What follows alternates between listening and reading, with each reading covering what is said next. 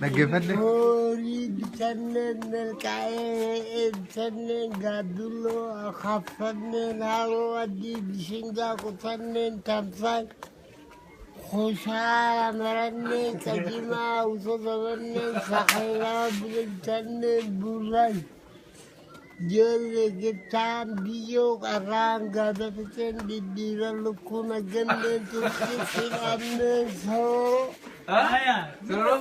Halkan magaalaa galee dubra tunneen kuturira mukkini kenneen miica takadhannee bira harkanneen gindabillootii fi'eejes. Gindabilloo?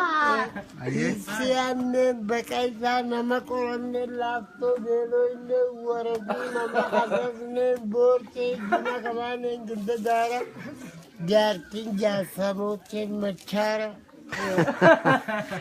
Uzanyaanneen ganda olgobbaa jimaana maanneen lagaa zayyaa shaagoleen dalalabaa durbaa kajeelleen kara goromaatti waliin jalleen jilboo itti aanne itti aadiin gambeera qaalimaa lallanneen deeboo fuunee kudha ja'a galamsa ho'aa fi salata salaanneen beddeesaa daansii sabanneen ciru.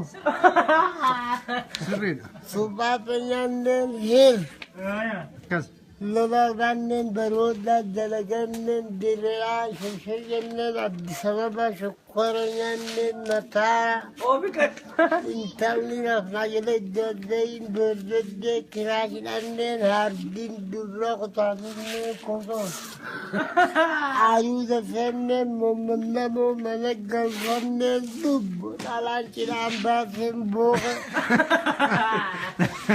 Bashannanneen gidda saarooti aannan dhiinneen kulfaa abaadiilaleen gidda gooroo deemee nyaanneen baala korkor.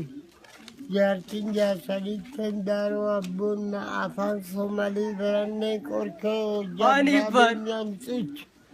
Daarattii fuunyetti meeshaalanneen buuq. Sokkisu walatti dadhabneen madhisaa. Qaraatiin tokkoffaa baateen kuturii afur jaleen keessaa baaneen kuturii sadii gara tooma. Fixxee? Akkanumatti?